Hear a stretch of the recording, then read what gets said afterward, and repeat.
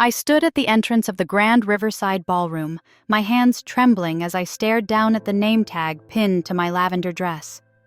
The gold calligraphy mocked me with every word.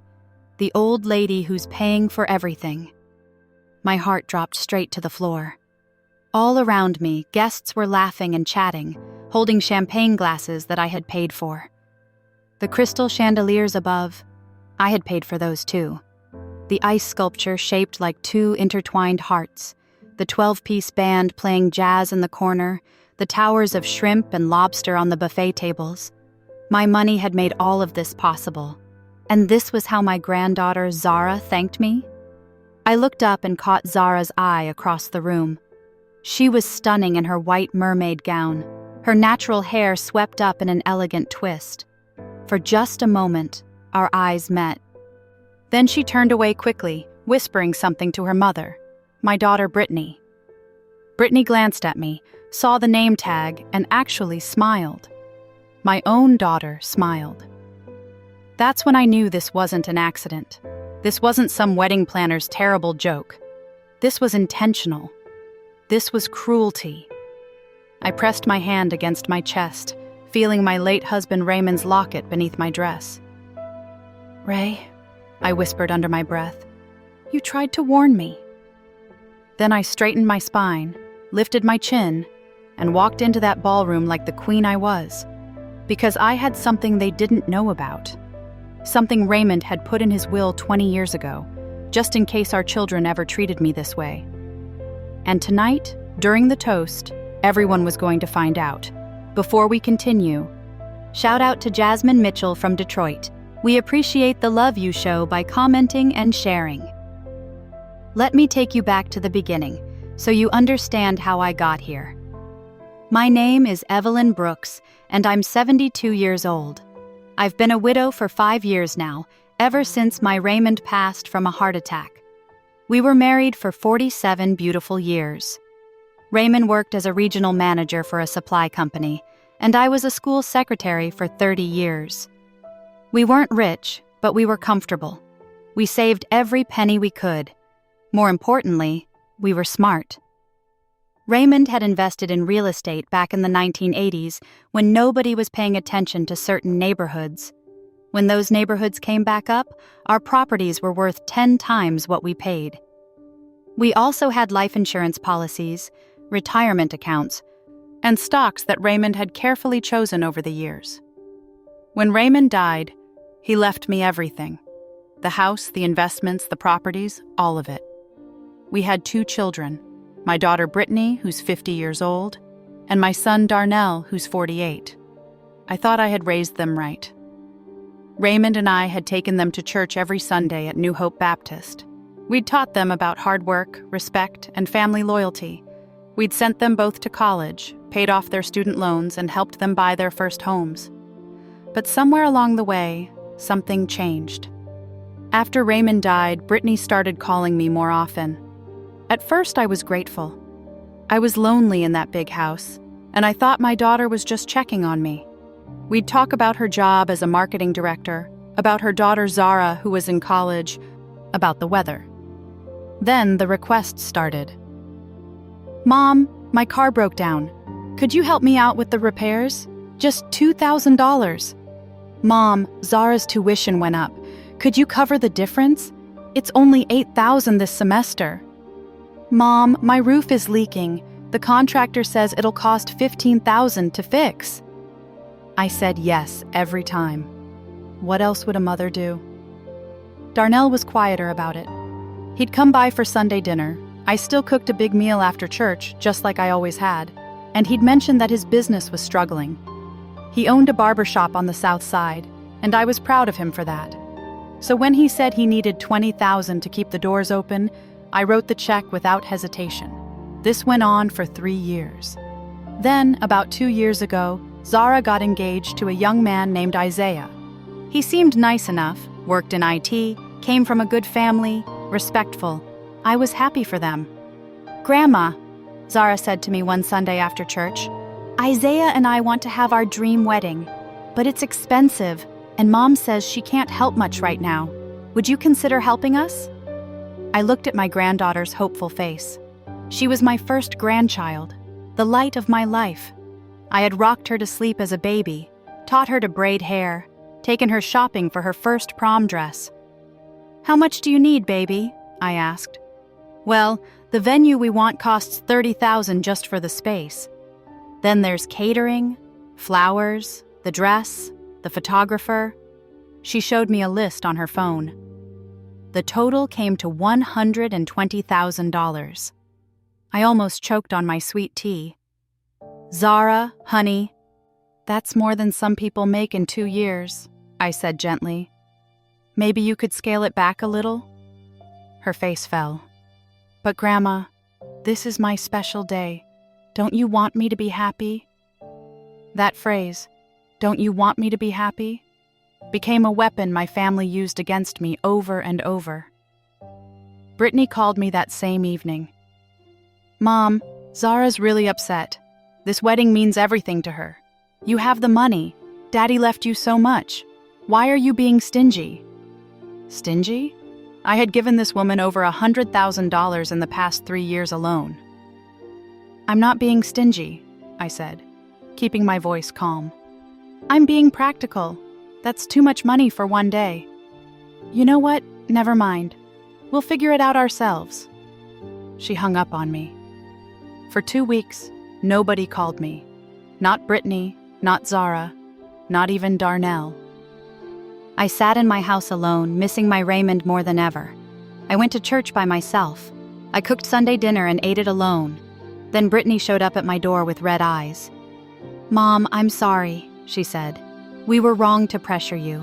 Zara's just stressed about the wedding, and I let my emotions get the best of me. Can we start over?" I hugged my daughter tight. "Of course, baby. Family is family." "So, about the wedding," she started. I should have seen it coming. We compromised. I agreed to pay $80,000 for the wedding. Brittany said they'd cover the rest. I thought I was being generous while also setting a boundary. But the bills kept coming. The florist wanted a deposit. The photographer needed payment up front. The cake designer required half the cost before she'd even start baking. Every week, Zara or Brittany would forward me another invoice. "Just add it to what you're already paying, Grandma," Zara would say. "It's only $2,000 more." "Only" became my least favorite word. By the time the wedding was 2 months away, I had paid over $130,000, more than the original amount I'd refused. My friend Pearl from church pulled me aside one Sunday. Pearl had known me for 40 years. She was a straight shooter, never minced words. "Evelyn, baby, they're taking advantage of you," she said as we stood in the parking lot after service. "I've watched you get thinner and more tired every week. When's the last time you bought yourself something nice?" I couldn't remember. "They're my family, Pearl. What am I supposed to do? Say no and lose them?" Pearl squeezed my hand. "You're not going to lose real family by setting boundaries, but you might lose yourself by not having any." I thought about Pearl's words all week. I looked at my bank statements and saw the bleeding. My retirement accounts were lower than they'd been in years. The properties Raymond had left me, I'd been so focused on my children that I hadn't been maintaining them properly. Then I remembered something Raymond had told me the week before he died. We were lying in bed and he'd been quiet all evening. Finally, he said, "Evie, I need to tell you something about the will." "Ray, don't talk like that. You're going to be fine." "Just listen," he said, taking my hand. "I've put in a special clause. If our children ever treat you poorly, if they ever take advantage of you financially or emotionally, there's a provision that changes everything." "What kind of provision?" "Just know it's there. And if you ever need to use it, call Robert Jameson." Robert was Raymond's lawyer and our longtime friend. I had forgotten about that conversation until the night Brittany called me about the wedding rehearsal dinner. "Mom, we need you to pay for the rehearsal dinner too," she said casually, like she was asking me to pass the salt. "It's at Bella's Italian restaurant, $25,000. Brittany, I've already paid over $130,000, and we appreciate it. But this is important. You're Zara's grandmother. Don't you want to contribute? Something in me snapped. I've contributed more than enough, I said quietly. The answer is no. Silence on the other end, then. You're being selfish, Mom. After everything we do for you. Everything you do for me? Like what? Like inviting you to family events, like including you in our lives.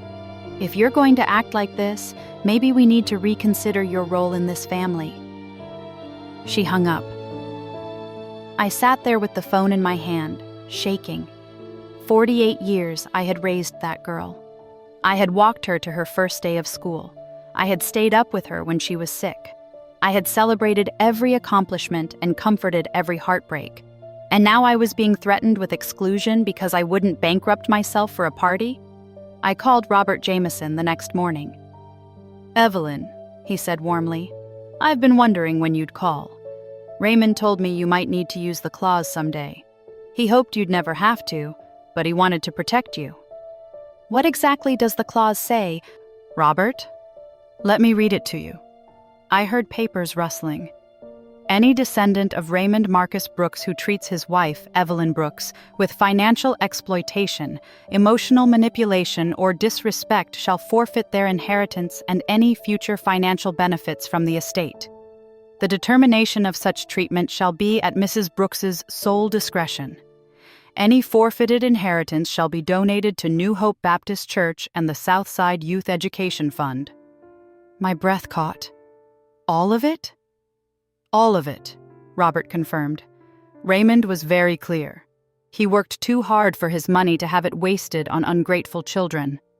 He wanted to make sure you were taken care of first, and that you had the power to protect yourself." "But they don't know about this clause." "No. Raymond instructed me to keep it confidential unless you specifically needed to invoke it. He said he didn't want it hanging over their heads. He hoped they'd treat you well because they loved you, not because they feared losing money." I thought about that name tag again, the one I hadn't seen yet but was already being prepared for me. I thought about Brittany's threats, about Zara's endless demands, about how invisible I'd become except when they needed my checkbook. "Robert, I'm going to need you at the wedding," I said, "and bring a copy of that will." The wedding day arrived bright and sunny. I had barely slept the night before. My stomach was in knots, but I got up, pressed my lavender dress, and did my hair and makeup carefully. I looked at myself in the mirror and saw Raymond's strength looking back at me. "I got this, baby," I whispered to his picture on my nightstand. I arrived at the venue an hour early, as requested. Brittany had texted me a list of things I needed to oversee, even though I was paying for everything and wasn't actually part of the wedding party. I was just the bank. The wedding coordinator, a young woman named Ashley, greeted me at the door. "Mrs. Brooks, we're so excited. Everything looks beautiful. Here's your name tag for the receiving line." She handed me the tag without even looking at it. I looked down and felt the world tilt. The old lady who's paying for everything. My hands started shaking. I looked up and saw Ashley had already walked away, greeting other guests. I scanned the room and spotted Brittany near the bar, laughing with Zara and her bridesmaids. They saw me. They saw the name tag. And they turned away. That's when I reached into my purse and pulled out my phone. I texted Robert, "It's time. Come now." Then I pinned that name tag to my dress and walked into the ballroom with my head held high, because I was about to teach my family a lesson they would never forget. The ceremony was beautiful. I'll give them that. Isaiah looked handsome in his tuxedo, and Zara was radiant. I sat in the third row, not the first where the grandmother of the bride should sit, but the third behind Brittany's friends from work. Nobody had saved me a seat in the front. After the ceremony, we moved into the reception. The ballroom had been transformed into something magical. Ice sculptures, 500 roses in crystal vases, a dance floor that sparkled, tables draped in silk. Every detail was perfect. I had paid for all of it, and I couldn't even enjoy it because of the label on my chest. Several guests did double takes when they saw my name tag. One of Brittany's cousins actually laughed out loud. An elderly man I didn't know patted my shoulder and said, "Well, at least they're honest about it." I smiled and nodded, counting down the minutes until the toasts. Dinner was served, filet mignon and lobster tails. I barely touched mine. I kept watching the door, waiting for Robert. He texted me, "Parking, be there in 5." The DJ announced it was time for toasts. Isaiah's best man went first, telling funny stories about their college days. Then Brittany stood up, microphone in hand. "I want to thank everyone for being here," she began, her voice amplified across the room. "This day wouldn't be possible without so many people's help and support." She went on to thank the wedding planner, the venue staff, Isaiah's parents, her friends. She thanked everyone except me. I saw Robert slip in through the side door. He caught my eye and nodded. Brittany finished her speech to applause. "And now," the DJ said, "we'd like to invite Zara's grandmother, Evelyn Brooks, to say a few words." This wasn't planned. I hadn't been asked to give a toast. I could see Brittany's face go pale. She hadn't expected this. But I had texted the DJ an hour ago and paid him $500 to add me to the list. I stood up slowly, my legs steadier than I expected. Robert appeared at my side and handed me a microphone and a document. "Thank you," I said, my voice clear and strong. "I'm honored to be here today to celebrate my granddaughter Zara's wedding." I paused and looked down at my name tag. Then I unpinned it and held it up for everyone to see. "I'm wearing this name tag that says, 'The old lady who's paying for everything.' I want everyone to know, yes, I did pay for this wedding. I paid $147,000 to make this day special." Gasps rippled through the crowd. Even people who'd known I was contributing didn't know the exact amount. "I did this because I love my granddaughter," I continued. "But I need to share something important tonight, something my late husband Raymond made sure I'd have when I needed it." I held up the document Robert had given me. "This is Raymond's will. Most of you know he passed away 5 years ago. What you don't know is that he included a special clause to protect me." Brittany stood up. "Mom, what are you doing?" "Sit down," I said firmly. It was the voice I'd used when she was a child and had crossed a line. She sat. "The clause states that any descendant who treats me with financial exploitation or disrespect forfeits their entire inheritance." The room went completely silent. You could have heard a pin drop on that sparkling dance floor. Over the past 3 years, my children have taken over $300,000 from me, and tonight, they humiliated me with this name tag. My voice cracked just slightly, but I pushed through. "Therefore, effective immediately, I am invoking this clause." "Grandma, wait!" Zara jumped up, her face stricken. "I didn't know about the name tag. That wasn't me."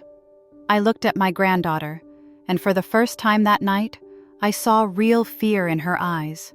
But before I could respond, Brittany lunged toward me, screaming words I won't repeat, and everything erupted into chaos. Brittany lunged at me across the table, knocking over champagne glasses and flower arrangements. "You can't do this! That money is mine! Daddy left it for me!" 2 groomsmen caught her before she reached me, holding her back as she thrashed and screamed. Her face was twisted with rage, nothing like the daughter I'd raised. Isaiah's father quickly ushered his family toward the exit. Other guests stood frozen, phones out, recording everything. The beautiful wedding I'd paid for had turned into a spectacle, but I stood my ground, still holding that document. "Security!" Robert called out, and 2 men in suits appeared. "Please escort Mrs. Brittany Chambers outside until she can compose herself." "Don't you touch me!" Brittany shrieked as they guided her firmly toward the door. "Mom, you're going to regret this. I'll sue you. The doors closed behind her, muffling her threats. Zara stood in the middle of the dance floor in her beautiful wedding gown, tears streaming down her face. "Grandma, please, I swear I didn't know about that name tag. I would never—" "Then who did know?" I asked, my voice steady despite my racing heart. Zara looked around helplessly. I don't know. The wedding planner handled all the name tags. Mom said she'd coordinate with her. Your mother, I said slowly, told the wedding planner to make that name tag for me. Isaiah came and stood beside his new wife, putting his arm around her shoulders. Mrs. Brooks, Zara showed me the name tag list last week. Your name tag just said grandmother of the bride. I saw it with my own eyes. I looked at Robert. He nodded and pulled out his phone. I have the wedding planner on standby. Should I call her? Put her on speaker, I said. Robert dialed, and a nervous voice came through. Hello? Ashley, this is Robert Jameson, Mrs. Brooks's attorney.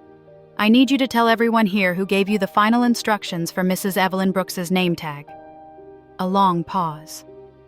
I don't want to get anyone in trouble. Ashley, I said gently, the truth won't get you in trouble. Lying will. It was Mrs. Chambers, Brittany Chambers. She called me 2 days ago and said there was a mistake on her mother's name tag. She said you had specifically requested it say, the old lady who's paying for everything, because you thought it would be funny, like a joke about how grandmothers always overpay for weddings. My heart broke a little more. My own daughter had deliberately humiliated me. She said you wanted to make people laugh, Ashley continued, her voice cracking. I thought it was weird, but she was so insistent. She said it was an inside family joke. I'm so sorry, Mrs. Brooks. I should have confirmed with you directly. Thank you for your honesty, Ashley, Robert said, and ended the call. Zara collapsed into a chair, her hands covering her face. Mom did this? Why would she do this? I walked slowly to my granddaughter and knelt beside her, my old knees protesting. Baby, look at me. She lifted her tear-stained face. Did you know how much money I've given your mother over the past 3 years? She said you helped with some bills, maybe $20,000 or $30,000 total? I shook my head. Over $300,000, Zara. Your mother has been using my love and my guilt to drain me dry. 300. Zara's eyes went wide. But she told me you were rich, that Granddad left you millions, that helping with the wedding was nothing to you. Your grandfather left me comfortable, not rich. And even if I had millions, that doesn't mean I should be treated like an ATM with no feelings. Isaiah spoke up, his voice tight with anger. Mrs. Chambers told us the venue cost $15,000. She said you'd agreed to pay for it as your gift. But you're saying the venue cost $30,000? $32,000, Robert confirmed, looking at his notes.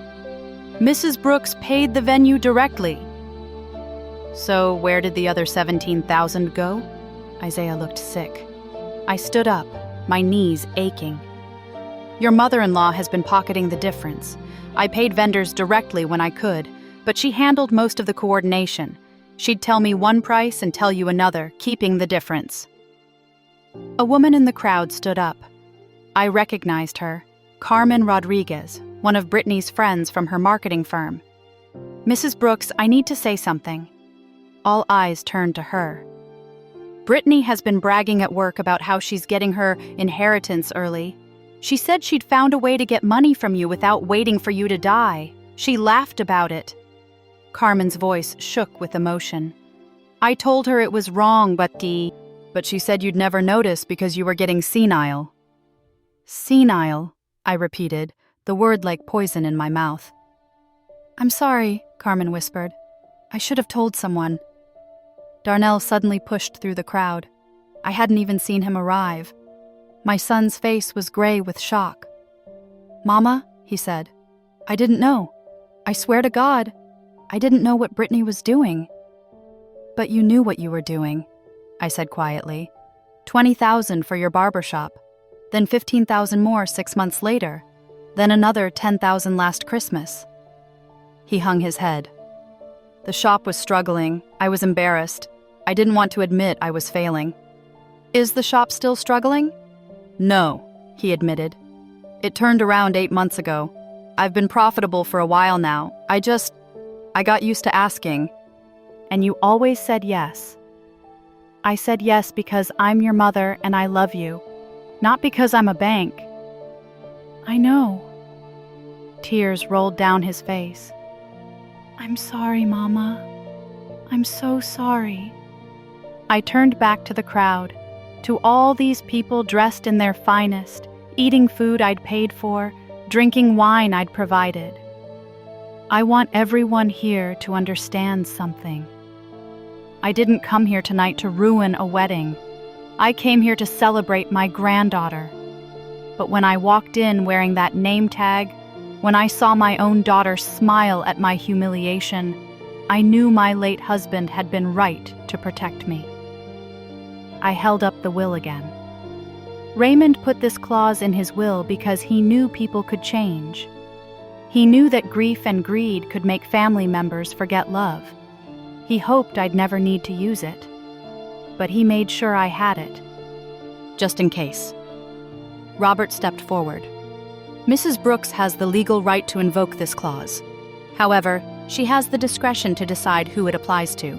The clause doesn't automatically affect everyone, only those who have engaged in the described behavior. Zara looked up at me with desperate hope. Grandma, I know I asked for a lot. I know the wedding was too expensive. But I didn't know Mom was lying about the costs. I didn't know about the name tag. Please. I studied my granddaughter's face. I'd known this child for 22 years. I'd watched her grow from a baby into this young woman, and I could see the truth in her eyes. Zara, you asked for too much and I gave too much. We both made mistakes, but you didn't lie to me. You didn't steal from me. You didn't deliberately hurt me. I took a deep breath. You're not cut off. She burst into fresh tears and hugged me tightly. Thank you, Grandma. Thank you. I'm so sorry. I'll pay you back. I'll get a second job. We'll talk about that later, I said, patting her back. Today is still your wedding day. I turned to Darnell. And you. You took advantage, but you've been honest about it tonight. You have 6 months to pay me back the $45,000 you owe me.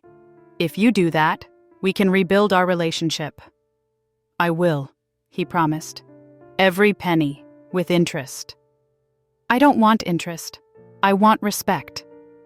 You have it, Mama. I swear. Then I looked toward the doors where Brittany had been taken. But your sister... Robert cleared his throat. Mrs. Brittany Chambers has, by her actions, forfeited her inheritance. The properties and investments that would have gone to her will now be donated to New Hope Baptist Church and the Southside Youth Education Fund, as specified in Mr. Brooks's will. A man in the crowd started clapping, then another. Soon, half the room was applauding. The other half looked uncomfortable, probably wondering if they'd be on social media by morning. This wedding is over as a celebration, Isaiah said firmly, taking charge.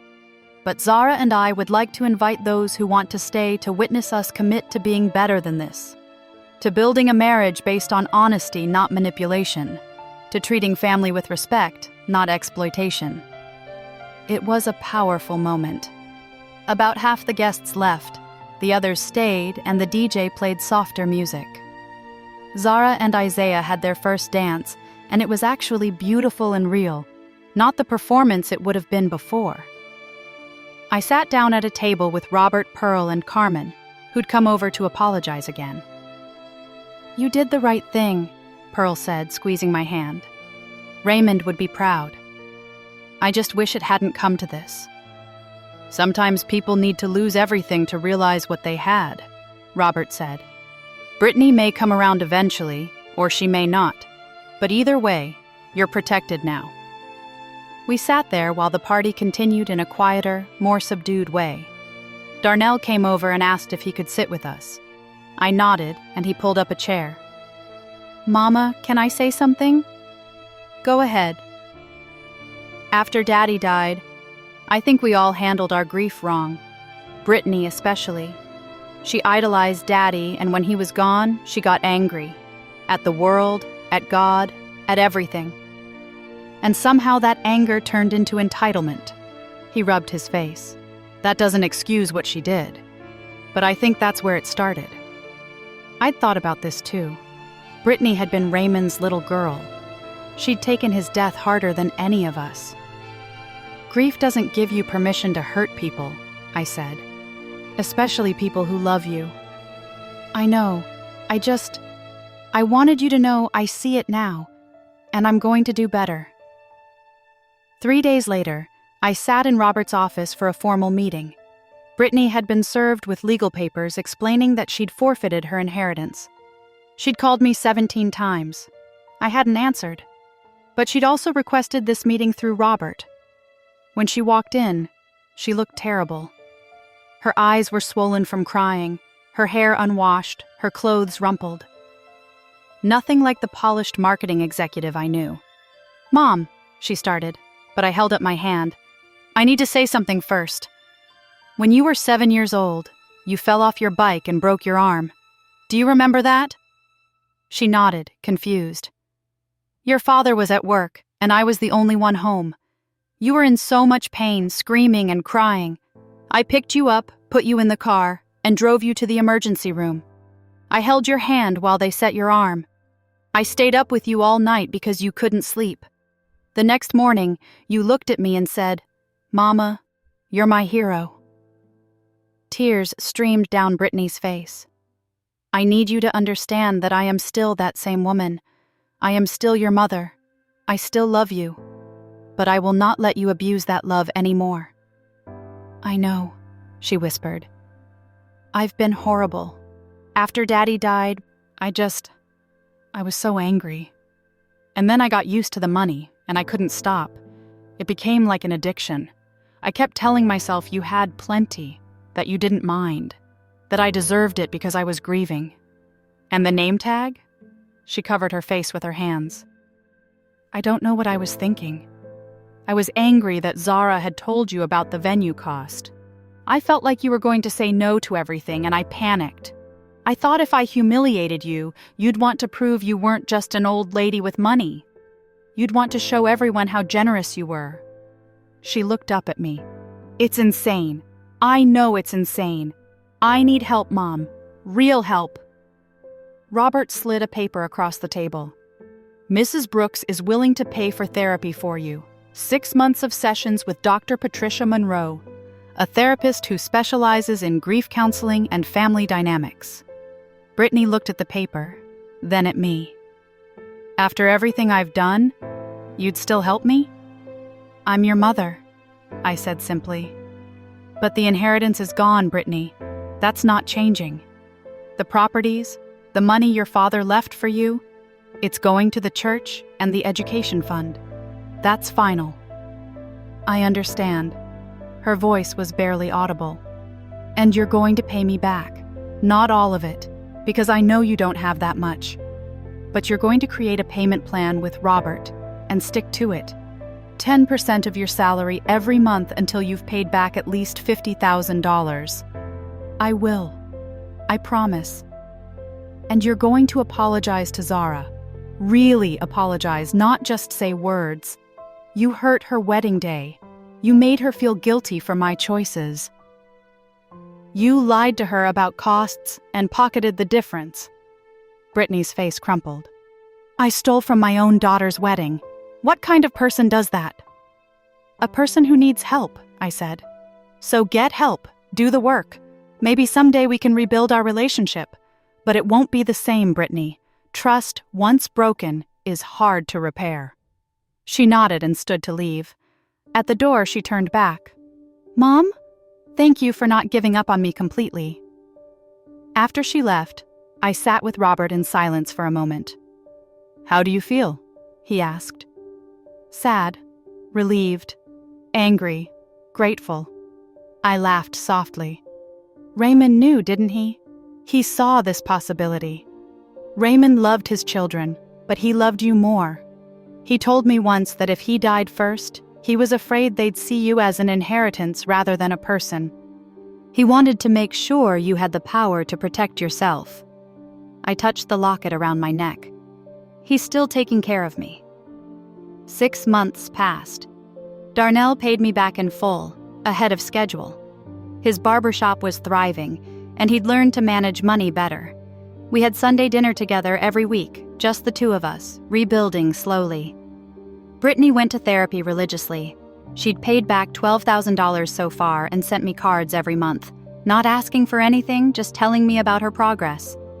We'd had coffee twice. It was awkward, but it was something. Zara and Isaiah visited often.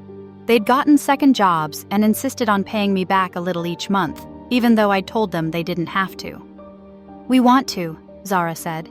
"We want to show you we value your sacrifices, not just your money."